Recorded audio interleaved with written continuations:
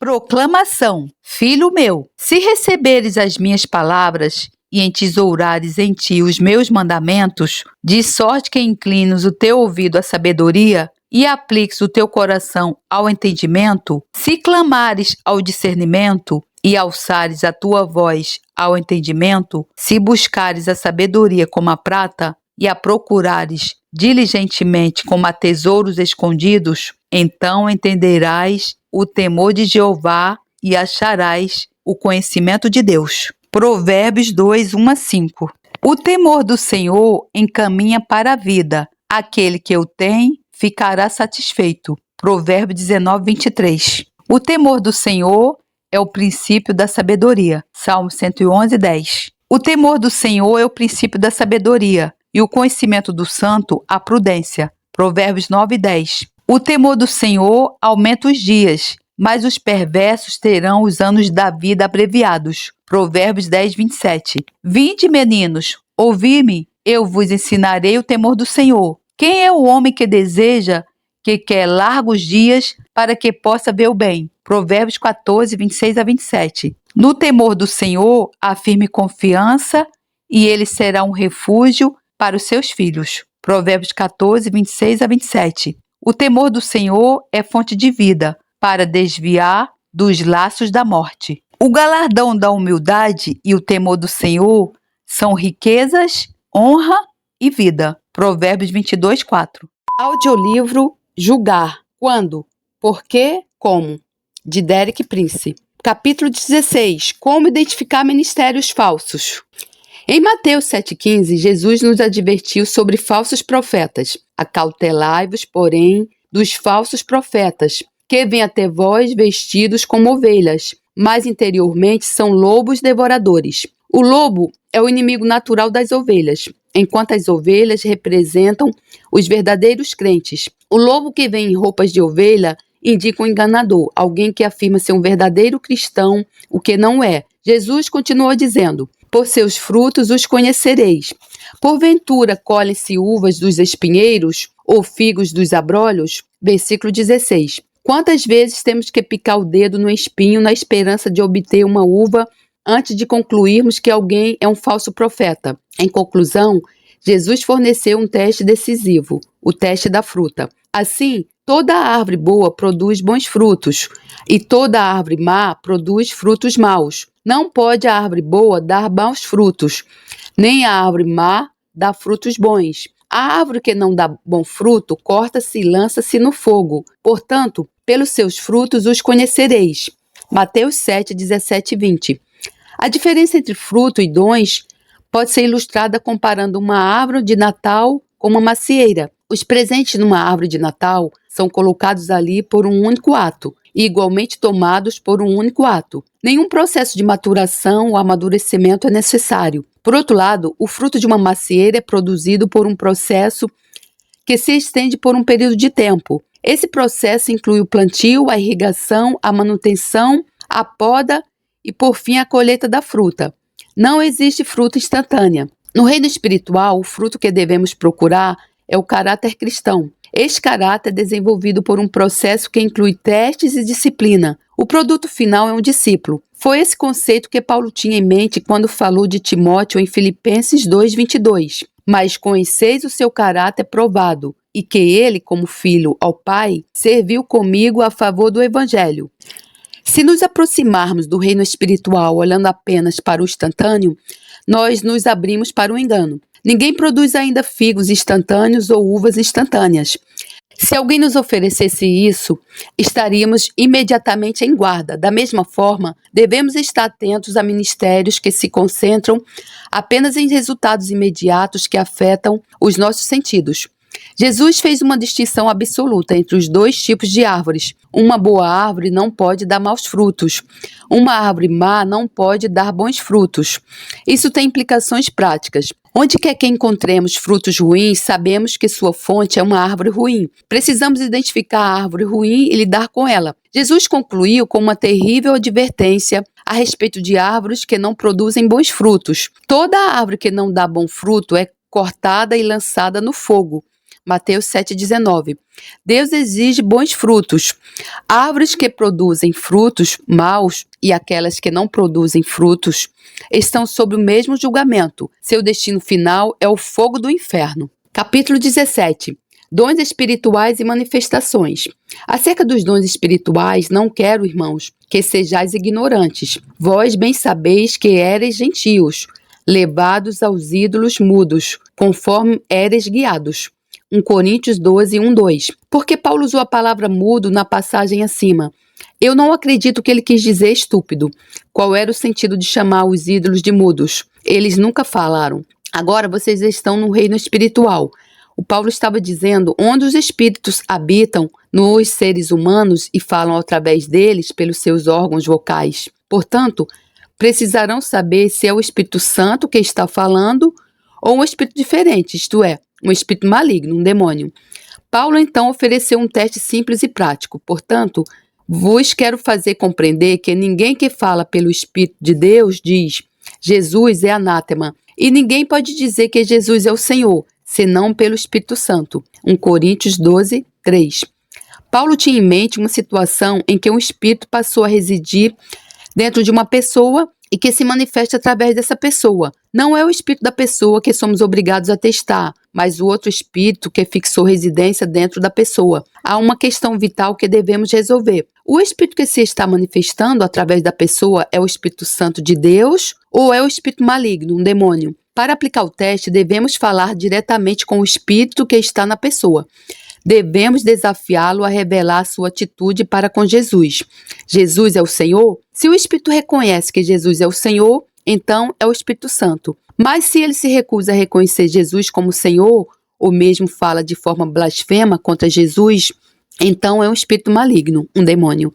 Eu apliquei pessoalmente este teste em muitos casos. Um espírito maligno sempre se trai por sua reação. Pode selar a boca da pessoa e se recusar a dar qualquer resposta, ou pode fazer a pessoa sacudir a cabeça violentamente, ou pode falar através da boca da pessoa palavras negativas e blasfemas contra Jesus. O teste decisivo é a atitude de um espírito em relação a Jesus.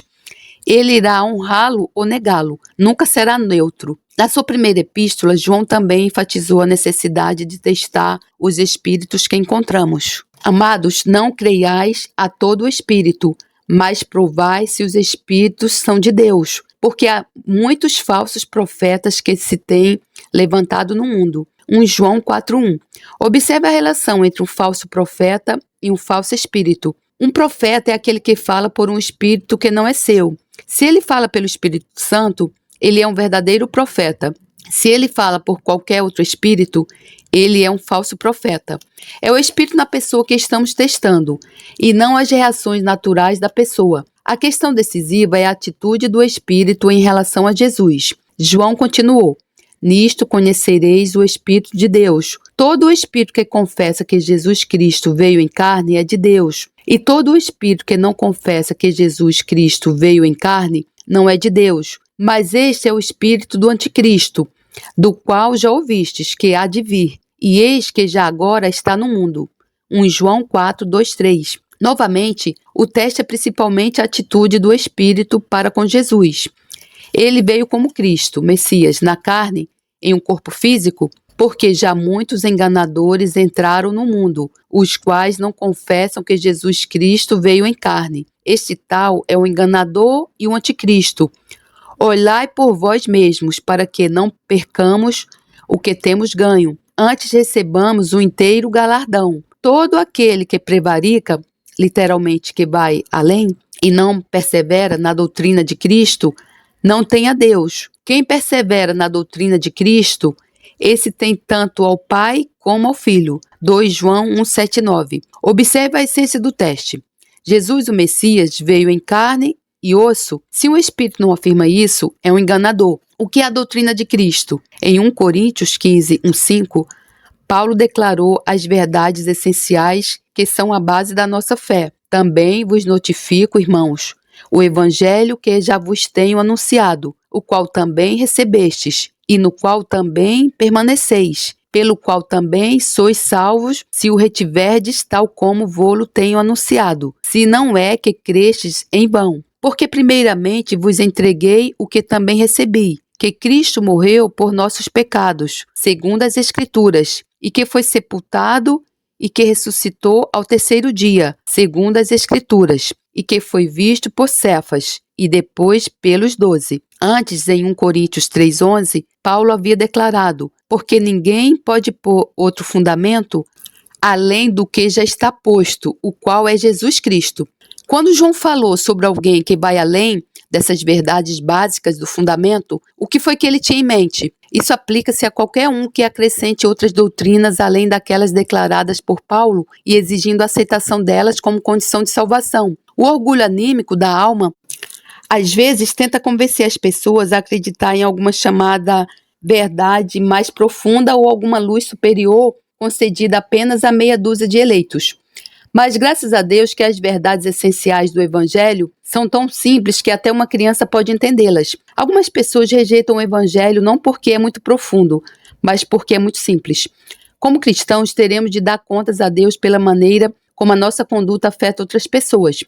Devemos ter cuidado para não dizer ou fazer qualquer coisa que possa ser interpretada como tolerante ou endossante erro doutrinário sério, que está sendo propagado por outros, o tipo de erro, isto é, que vai além das verdades simples e básicas do Evangelho, reveladas no Novo Testamento. Para dar um exemplo simples e específico, acredito que o ensino das testemunhas de Jeová claramente vai além do Evangelho revelado no Novo Testamento. Como regra geral, eu não gostaria de dizer ou fazer qualquer coisa que pareça endossar os seus erros.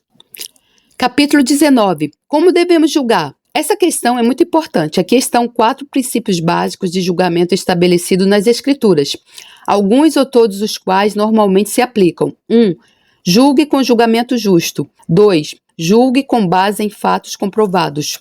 3. O acusado tem o direito de enfrentar os seus acusadores. 4. Julgue com base em pelo menos 2 e de preferência 3 testemunhas confiáveis. 1. Com julgamento justo. Jesus nos avisou: não julguem apenas pela aparência, mas façam julgamentos justos. João 7,24. Julgar é um assunto sério que pode ter resultados poderosos tanto para o bem como para o mal. De um jeito ou de outro, pode ter efeitos sérios e duradouros na vida das pessoas. Portanto, não devemos nos entregar ao julgamento precipitado ou superficial. Devemos seguir cuidadosamente os princípios estabelecidos nas Escrituras. 2. De acordo com os fatos. Em segundo lugar, devemos julgar com base em fatos comprovados. O relato dado em Gênesis 18 realmente me impressiona. O Senhor estava tendo uma conversa com Abraão, dizendo-lhe que estava a caminho de inspecionar as cidades de Sodoma e Gomorra, porque ele havia recebido muitos relatos ruins sobre eles. Os maus relatos, presumo, vieram de anjos. O que me impressiona é que o Senhor não aceita apenas os relatos dos anjos sem verificá-los para si mesmo. Veja o que ele disse: porquanto o clamor de Sodoma e Gomorra se tem multiplicado, e porquanto o seu pecado se tem agravado muito, descerei agora, e verei se com efeito tem praticado segundo o seu clamor, que é vindo até mim, e se não, sabê-lo-ei. Gênesis 18, 20 e 21. Isso me surpreende. Mesmo o Senhor não julga sem tirar tempo para ver a situação por si mesmo. Como é que nós nos atrevemos se nem Deus assim o faz? Quando ouvires dizer de alguma das tuas cidades que o Senhor teu Deus te dá para ali habitar, uns homens, filhos de Belial, que saíram do meio de ti, incitaram os moradores da sua cidade, dizendo: vamos e sirvamos a outros deuses que não conhecesses.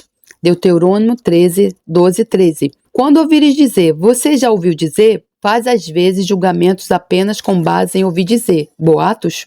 As pessoas nessa passagem foram acusadas de um pecado terrível, afastar as pessoas do verdadeiro Deus para levá-las à idolatria. Como é que Deus espera que respondamos a um relatório desses?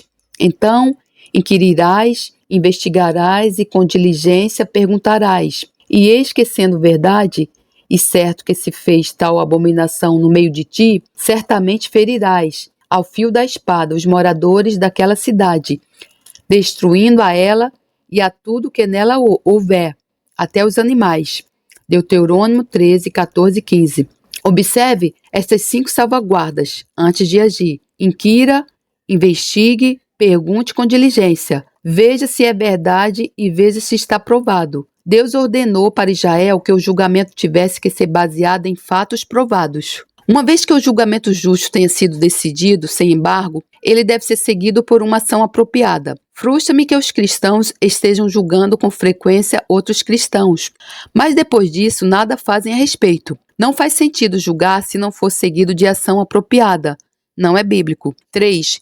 Enfrentar os acusadores. O terceiro requisito para o julgamento é este: o acusado tem o direito de enfrentar os seus acusadores e ouvir o caso contra ele. Os piores transgressores a esse respeito são frequentemente as pessoas religiosas. Em João 7, o Sinédrio, o Conselho Religioso Judaico, estava discutindo acerca de Jesus. Eles tinham ouvido muitos relatórios ruins e eles estavam discutindo entre si. Um homem honesto, Nicodemos, falou: porventura condena a nossa lei um homem sem primeiro ouvir e ter conhecimento do que faz? João 7,51. Não é bíblico julgar alguém até que deixe essa pessoa pessoalmente falar por si mesmo. Há alguns anos percebi que estava formando opiniões de pessoas com base no que ouvira. Mas quando conheci essas pessoas, minha opinião mudou instantaneamente. Eu vinha sofrendo preconceito e desinformação. Então, eu fiz uma regra de conduta para mim. Sempre que possível, eu nunca vou formar uma opinião sobre alguém até eu o encontrar pessoalmente. As pessoas são tão diferentes do que houve acerca delas. Em Atos 25, 15 e 16, Festo, procurador romano, falava sobre os seus procedimentos com Paulo. Quando fui a Jerusalém, os chefes dos sacerdotes e os líderes dos judeus fizeram acusações falsas contra ele, pedindo que fosse condenado. Versículo 15. Veja o que este oficial gentil disse àqueles judeus religiosos. Eu lhes disse que não é costume romano condenar ninguém antes que ele se defronte pessoalmente com seus acusadores e tenha a oportunidade ou liberdade de se defender das acusações que lhe fazem. Versículo 16. Festo estava apoiando os princípios judeus de justiça que foram estabelecidos na sua própria lei, mas que eles estavam transgredindo. Às vezes, o mundo secular é mais justo nos seus procedimentos do que as pessoas religiosas que estão cegas por causa dos seus preconceitos. 4. Com base em 2 e de preferência 3 testemunhas confiáveis. Eu apontei anteriormente que em Mateus 18:16, o próprio Jesus afirmou essa exigência, que pela boca de 2 ou 3 testemunhas toda a palavra seja confirmada. Em 1 Timóteo 5,19, Paulo enfatizou especialmente que os líderes da igreja precisam da proteção desta regra. Não aceites acusação contra o presbítero, senão com 2 ou 3 testemunhas. Por que é que especialmente os líderes da igreja precisam dessa proteção? Porque Satanás é o acusador de nossos irmãos. Apocalipse 12:10. Fofoca e criação de escândalo são 2 das principais armas que Satanás usa contra os homens que Deus levanta em posições de liderança espiritual. Eles também são 2 dos pecados mais comuns entre as pessoas religiosas. Audiolivro Julgar. Quando? Por quê? Como? De Derek Prince. Apêndice 1. Como reconhecer apóstolos? Em Apocalipse 2:2, Jesus elogiou a igreja em Éfeso e puseste à prova os que dizem ser apóstolos e os não são, e tu os achaste mentirosos. Também em 2 Coríntios 11, 13 e 15, Paulo falou sobre alguns que tinham estado a ministrar entre os coríntios e os descreveu como falsos apóstolos, obreiros fraudulentos, transformando-se em apóstolos de Cristo. Então ele comentou: e não é maravilha porque o próprio Satanás se transfigura em anjo de luz. Não é muito, pois, que os seus ministros se transfigurem em ministros da justiça, o fim dos quais será conforme as suas obras. Versículos 14 e 15. É claro, portanto, que Jesus responsabiliza a igreja sempre que é necessário a pôr à prova aqueles que afirmam ser apóstolos, e se eles não passarem no teste, a rejeitá-los como enganadores. Para rejeitar o falso, porém, precisamos primeiro saber identificar o genuíno. Como então podemos reconhecer um verdadeiro apóstolo? Primeiro, devemos entender o que a palavra apóstolo realmente significa. O significado literal da palavra grega para apóstolo é um enviado. Uma pessoa que não foi enviada não pode ser um apóstolo. Em Efésios 1, 22, 23, Paulo diz que Deus fez de Jesus, sobre todas as coisas, o constituiu como cabeça da igreja, que é o seu corpo. É Jesus, portanto, como cabeça da igreja, quem envia os apóstolos. Em 2 Coríntios 3,17, no entanto, Paulo disse: Ora, o Senhor é o Espírito, isto é, o Espírito Santo. Essa declaração indica que Jesus é o Senhor sobre a igreja, mas que o Espírito Santo é o Senhor na igreja. Isso é exemplificado no modo como os apóstolos foram designados e enviados da igreja em Antioquia. E na igreja que estava em Antioquia, havia alguns profetas e doutores, a saber, Barnabé e Simeão, chamado Níger. Níger quer dizer negro, ele era negro. E Lúcio, Cirineu e Manaém, que fora criado com Herodes, o tetrarca, e Saulo. E servindo eles ao Senhor e jejuando, disse o Espírito Santo: Apartai-me a Barnabé e a Saulo para a obra a que os tenho chamado. Então, jejuando e orando e pondo sobre eles as mãos, os despediram. E assim estes, enviados pelo Espírito Santo, desceram a Seleuça e dali navegaram para Chipre. Atos 13, 1-4. Nessa transação, Jesus, como cabeça da igreja, operou através do Espírito Santo, seu representante divino, autoritário e pessoal dentro da igreja. Originalmente, todos os 5 homens, em Atos 13, 1, foram descritos como profetas e doutores, ou mestres.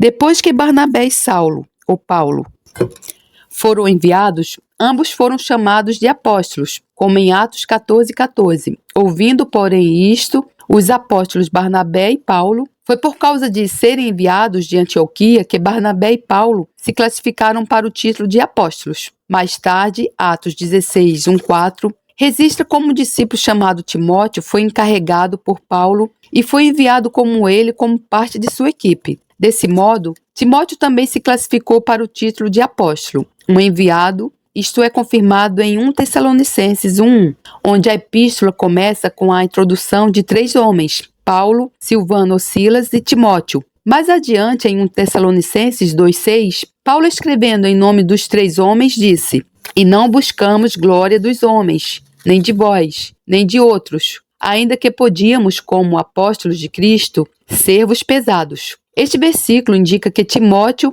tendo sido enviado com Paulo e Barnabé, foi agora reconhecido juntamente com eles como um apóstolo. Paulo disse: Os sinais do meu apostolado foram manifestados entre vós com toda a paciência ou perseverança, por sinais, prodígios e maravilhas. 2 Coríntios 12:12. Portanto, obviamente esperava-se que todo genuíno ministério apostólico fosse atestado por sinais sobrenaturais apropriados. O primeiro sinal comprovativo que o Paulo mencionou é uma marca distintiva de caráter. Com toda a paciência ou perseverança, quando os outros estão prontos para desistir, o apóstolo é aquele que continue firme diante de toda a oposição ou desânimo. Porque não queremos, irmãos, que ignoreis a tribulação que nos sobreveio na Ásia, pois que fomos sobremaneira agravados mais do que podíamos suportar, de modo tal que até da vida desesperamos. Mas já em nós mesmos tínhamos a sentença de morte, para que não confiássemos em nós, mas em Deus, que ressuscita os mortos,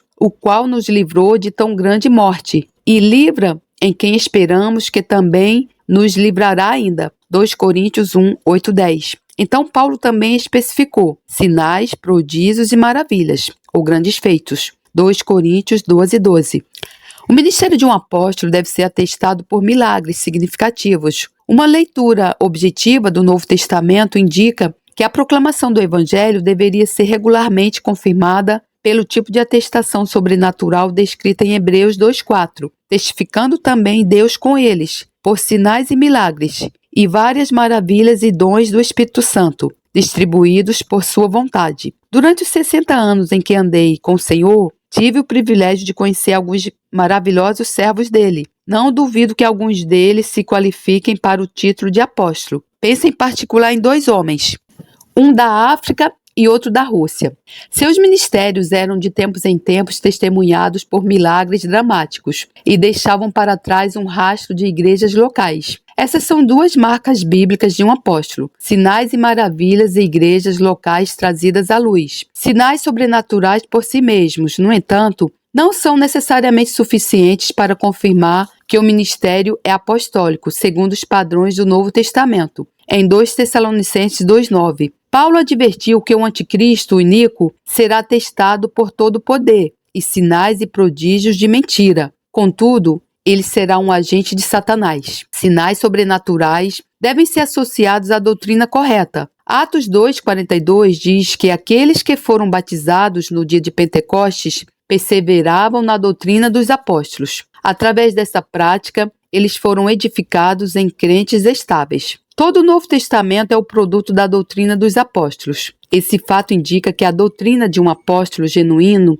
deveria, em todos os pontos principais, estar em harmonia com a revelação total do Novo Testamento. A doutrina correta por si só, no entanto, não é o suficiente. Deve partir de um estilo de vida que demonstre no cotidiano as verdades que proclamamos. Em Efésios 3, 4, 5, Paulo disse que o ministério de Cristo foi revelado nesta época aos santos apóstolos e profetas de Deus. ênfase adicionada. A verdade revelada deve sempre andar de mãos dadas com a santidade da vida. Em 1 Tessalonicenses 2,10, Paulo falou em nome de Silas, Timóteo e de si mesmo, e chamou os Tessalonicenses para testemunhar de quão santa, justa e irrepreensivelmente nos comportamos para convosco que credes.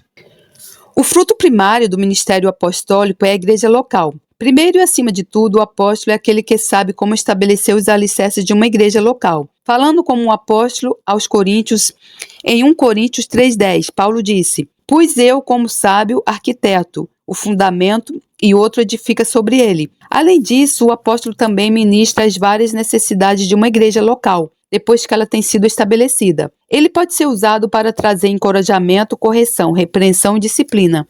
Em relação à igreja local, o apóstolo é o sábio arquiteto, mestre construtor. Ele entende e pode supervisionar todos os estágios do processo de construção, desde a fundação até a conclusão do telhado. Essa breve análise do ministério de um apóstolo leva a duas conclusões. Primeiro, os ministros cristãos que reivindicam o título de apóstolo devem preencher as qualificações para o ministério descrito no Novo Testamento. Segundo, se uma igreja local é abordada por ministros que reivindicam o título de apóstolos, os líderes da igreja são responsáveis por verificar sua reivindicação pelos padrões do Novo Testamento.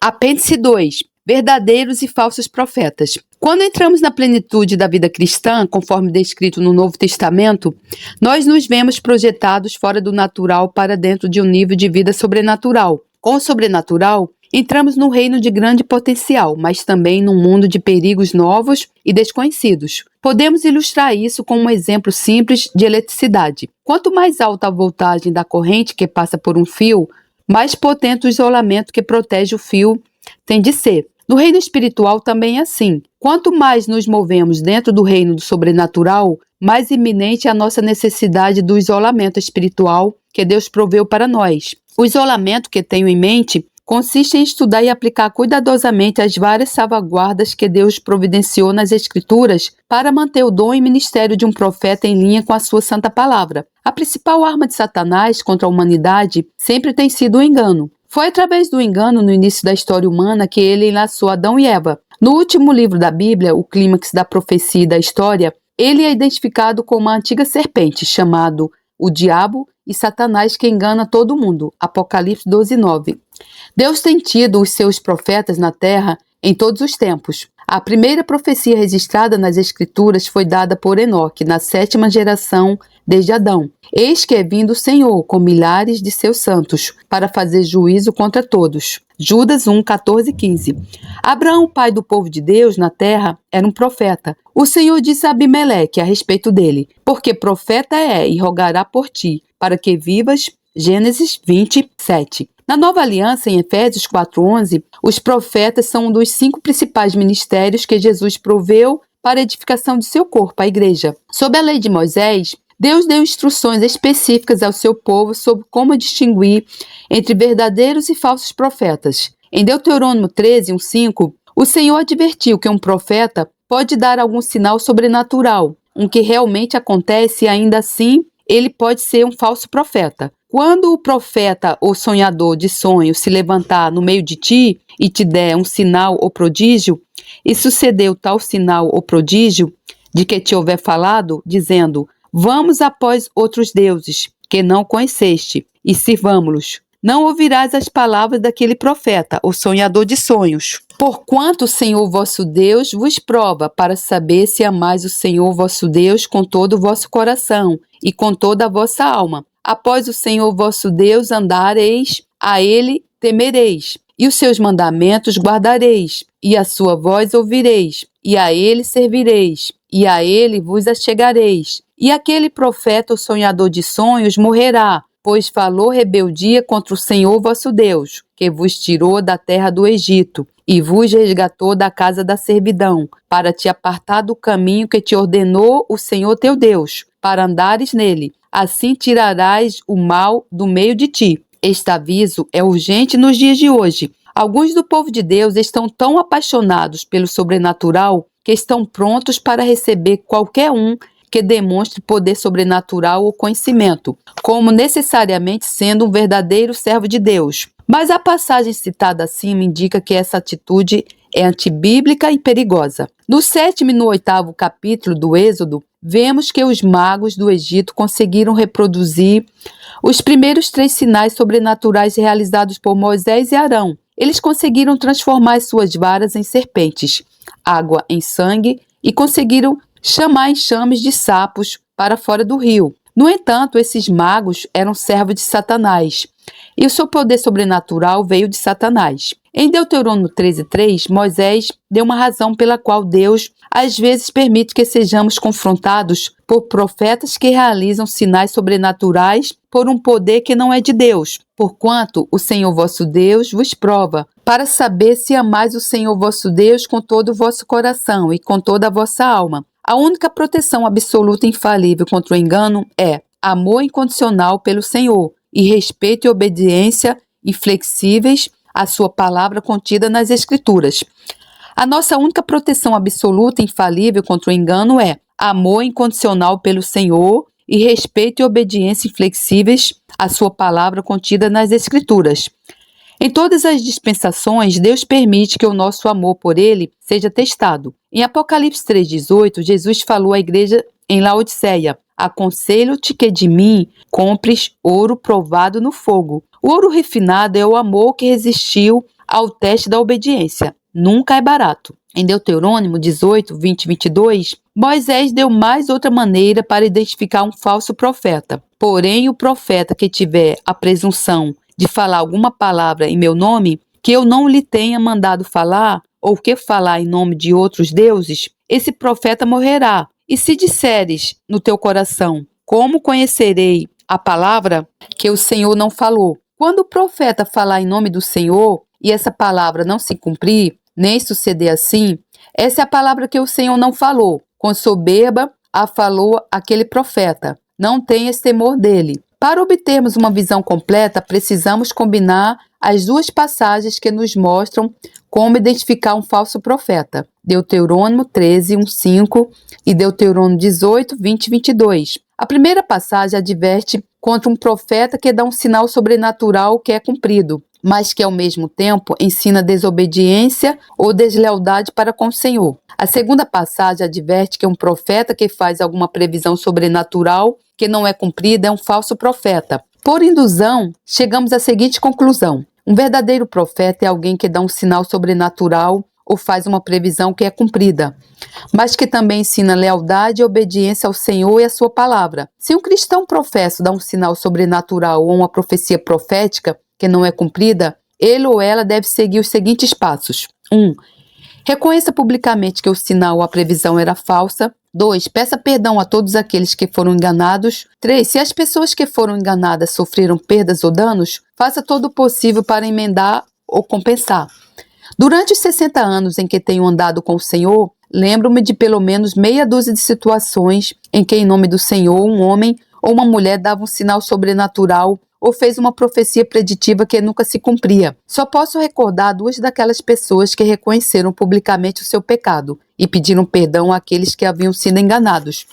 Na Igreja do Novo Testamento, Deus ordenou que a prática do dom de profecia fosse publicamente submetida a exame, e falem 2 ou 3 profetas, e os outros julguem. 1 Coríntios 14, 29. Não é bíblico permitir o exercício do dom da profecia em público, a menos que seja dada a oportunidade para que ele seja submetido à verificação. Lembro-me de uma manhã de domingo, quando estava na plataforma de uma igreja onde eu era regularmente orador convidado. Num dado momento, um homem na parte de trás levantou-se em alta voz e dura, proferiu uma profecia que derramava condenação sobre todos os pecados e falhas das pessoas presentes. Enquanto o homem falava, eu estava observando alguns estudantes universitários que estavam sentados num grupo perto da frente. Quanto mais tempo o homem continuava profetizando, mais claramente seus rostos registravam ceticismo e desgosto. Se ninguém desafiar esse homem, eu disse a mim mesmo, aqueles jovens inteligentes e impressionáveis concluirão que nós, os mais velhos, aceitamos o que aquele homem está dizendo como uma genuína manifestação do Espírito Santo, e eles perderão toda a confiança no tipo de cristianismo que professamos. Quando o homem chegou ao fim da sua profecia, levantei-me e dirigi-me à congregação. O Novo Testamento ensina que quando alguém profetiza, os outros presentes devem julgar o que ele está dizendo. Também diz que uma pessoa que profetiza fala edificação, exortação e conforto. Veja 1 Coríntios 14, 3. Em tudo que o nosso irmão tem dito, não ouvi nada que eu descrevia como edificação, exortação ou conforto, apenas crítica e condenação. Da minha parte, não aceito como uma profecia genuína. O Novo Testamento também diz, e os outros julguem. 1 Coríntios 14, 29. Convido outros aqui para dar o seu julgamento. Houve alguns momentos de silêncio, então, um após o outro, 3 homens que eram respeitados na congregação se levantaram e deram seu julgamento. Cada um deles endossou o que eu havia dito. A nuvem escura que seguiu a falsa profecia do homem foi dissipada. Mais importante ainda, os rostos dos estudantes universitários relaxaram. Os seus anciãos, afinal, não eram tão facilmente enganados. A profecia é um dom precioso que Jesus providenciou para a edificação da igreja.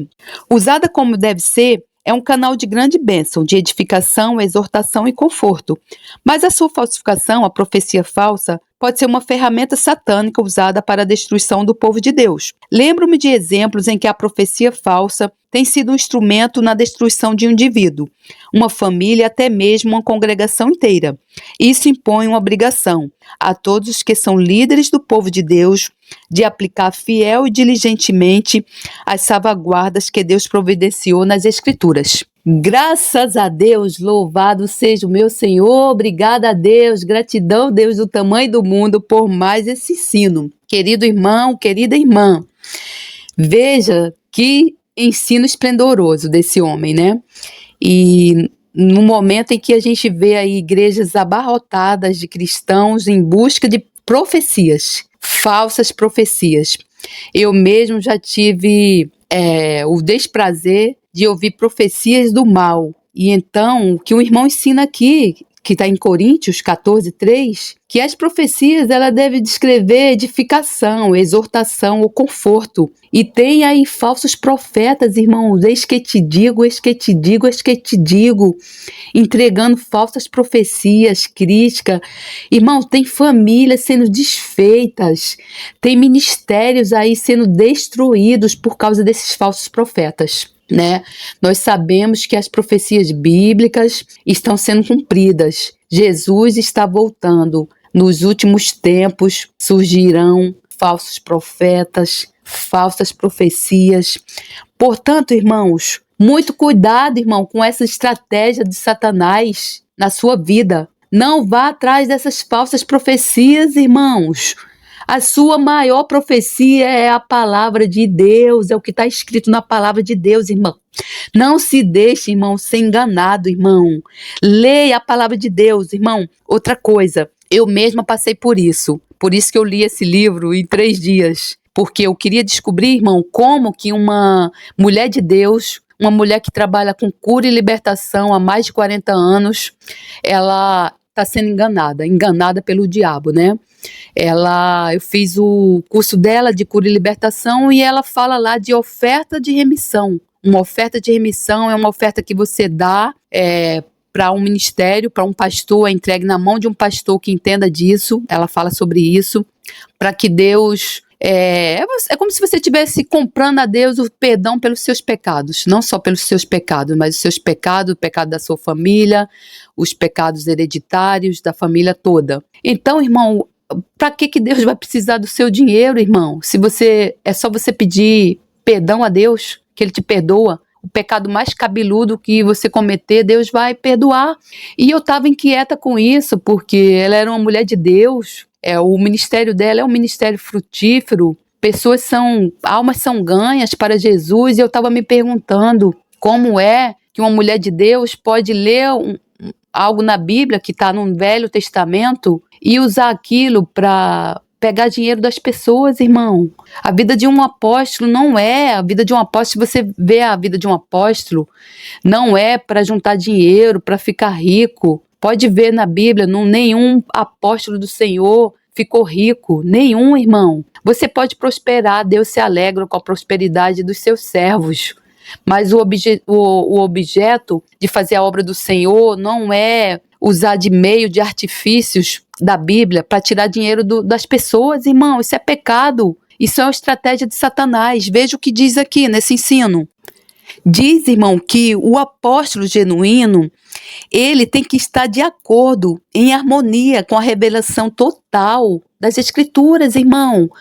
Você, irmão, não pode se deixar ser enganado por uma pessoa lá, mesmo se dizendo que é de Deus, pregando o evangelho, fazendo a obra, ganhando almas para Jesus, onde ela está sendo enganada, irmão. Ela está sendo enganada e não sabe, irmão. Ela está sendo enganada pelo diabo para tirar dinheiro das pessoas. Ela está sendo enganada. O que você tem que fazer é orar por essa pessoa. Você não pode se deixar enganado, irmão. Por isso que você tem que fazer o quê, irmão? Leia a palavra, irmão. A pessoa chega com oferta de remissão para você dar um dinheiro para ela. O que você tem que fazer, irmão? Vou estar de acordo com a palavra de Deus? Vai lá ler a Bíblia, irmão. Vai lá procurar isso. E você vai achar, irmão, porque Deus vai te mostrar. Quando você quer buscar a verdade de Deus, da palavra do Senhor, Ele vai te mostrar. O Espírito Santo não vai te deixar no engano, irmão. Então, irmão, um apelo para você. Não acredite no homem. A palavra de Deus diz: maldito o homem que confia no outro homem. Não confie no que os homens estão pregando, irmão. Não confie. Você tem o discernimento e a ajuda do Espírito Santo de Deus para ele te mostrar a verdade da palavra de Deus. Irmão, a palavra de Deus é pura. É simples e direta, irmão.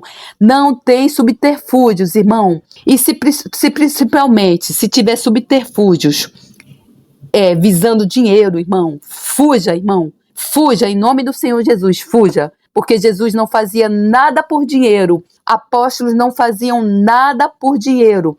Apóstolo não curava, não libertava, não orava, nada por dinheiro. Jesus não fazia nada por dinheiro, irmão. A palavra de Deus diz: de graça recebei e de graça dai, irmão. É de graça, irmão. Você não pode cobrar para expulsar demônio de ninguém, irmão. Você não pode cobrar para orar pela vida de ninguém, irmão.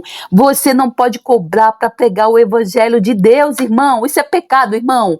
Você, irmão, que está fazendo isso, Deus vai te castigar, irmão. No dia, irmão, da prestação de contas, sabe o que Deus vai falar para você? Apartai-vos de mim, maldito, porque eu não te conheço. É isso que Jesus vai falar, irmão. E o dia da prestação de contas, irmão, tá chegando. Tá chegando, irmão. Pensa nisso, irmão.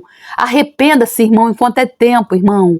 Para de fazer a obra do Senhor, irmão, por dinheiro. Jesus vai falar isso para você. Apartai-vos de mim, maldito, eu não te conheço, irmão. Então, irmão, é isso. Ficou aí meu testemunho.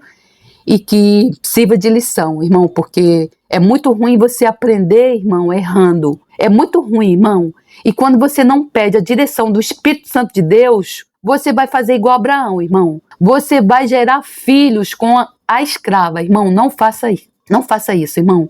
Não faça como eu, irmão. Espere, ore ao Espírito Santo de Deus e ele vai te mostrar a verdade. Em nome do Senhor Jesus, esse é meu testemunho. Amém. Glórias a Deus. Deus te abençoe. E ao nosso Senhor Jesus Cristo, profunda honra e esplendorosa glória ao Rei de todos os tempos, Deus único, imortal, invisível, sempre e sempre. Amém.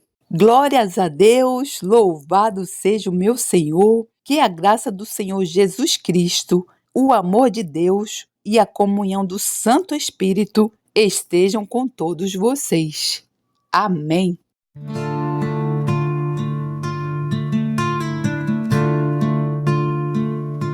Senhor, Senhor nosso, como é majestoso o teu nome em toda a terra, tu cuja glória é cantada nos céus. Dos lábios das crianças e dos recém-nascidos, firmaste o teu nome como fortaleza por causa dos teus adversários, para silenciar o inimigo que busca vingança. Quando contemplo os teus céus, obra dos teus dedos, a lua e as estrelas que ali firmaste, quatro pergunto: que é o homem para que com ele te importes? E o filho do homem para que com ele te preocupes? Tu o fizeste um pouco menor do que os seres celestiais e o coroaste de glória e de honra. Tu o fizeste dominar as obras das tuas mãos, sob os seus pés tudo puseste. Todos os rebanhos e manadas, e até os animais selvagens, as aves do céu, os peixes do mar, e tudo que percorre as veredas dos mares.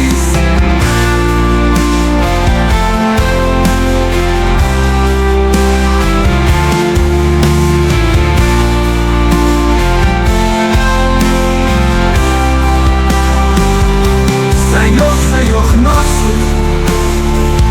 como é majestoso o teu nome em toda a terra.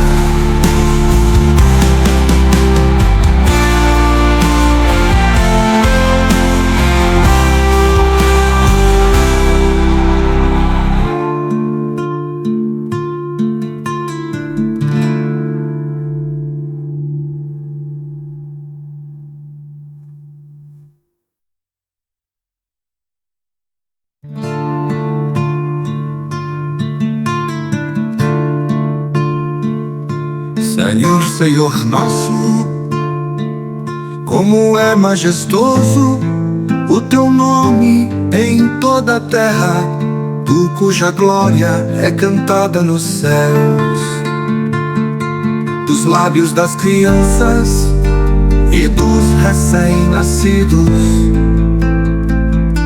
firmaste o teu nome como fortaleza por causa dos teus adversários, para silenciar o inimigo que busca vingança. Quando contemplo os teus céus, obra dos teus dedos, a lua e as estrelas que ali firmaste, quatro pergunto: que é o homem para que com ele te importes? E o filho do homem para que com ele te preocupes? Tu o fizeste um pouco menor do que os seres celestiais e o coroaste de glória e de honra. Tu o fizeste dominar as obras das tuas mãos, sob os seus pés tudo puseste. Todos os rebanhos e manadas, e até os animais selvagens, as aves do céu, os peixes do mar,